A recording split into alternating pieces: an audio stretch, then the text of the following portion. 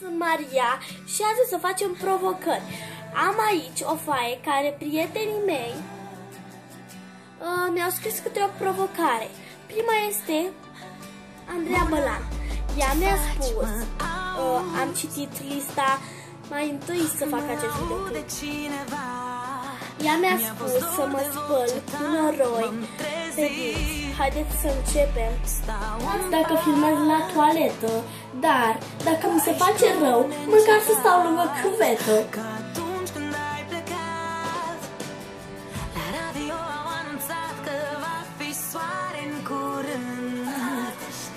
Și o piesă ce-mi trezește atâtea amintiri.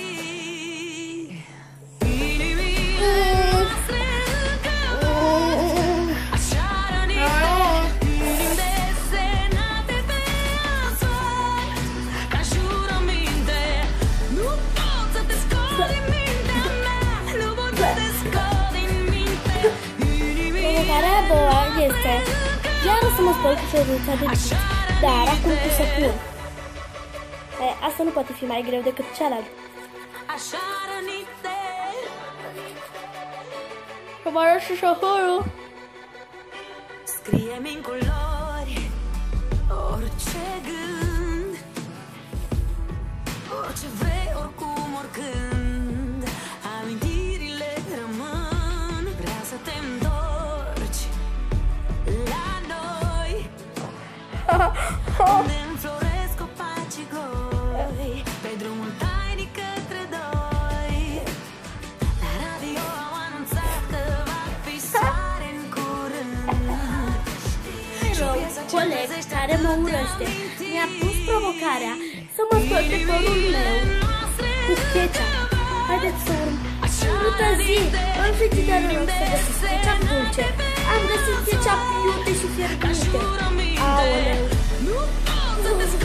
Mergem în curte. Acum am ketchup de la un muștar stricat, care chiar că mă băgam în părul meu. O să folosesc iaurt cu vișine.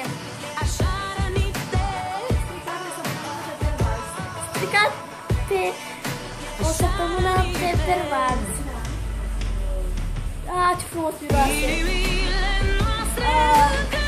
Papa, bluză. Stai. Stai. Nu vreau să stric lista. Am pus-o pe masă asta. Am și pantaloni scurte. Așa, să începem. Nu vreți să vedeți partea dramatică?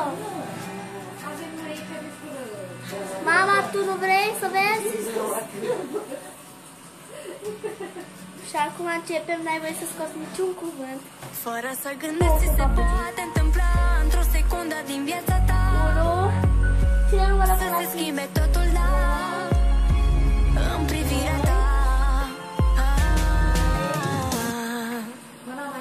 Și să știi că după aceea mă duc în piscină. 4. Gata!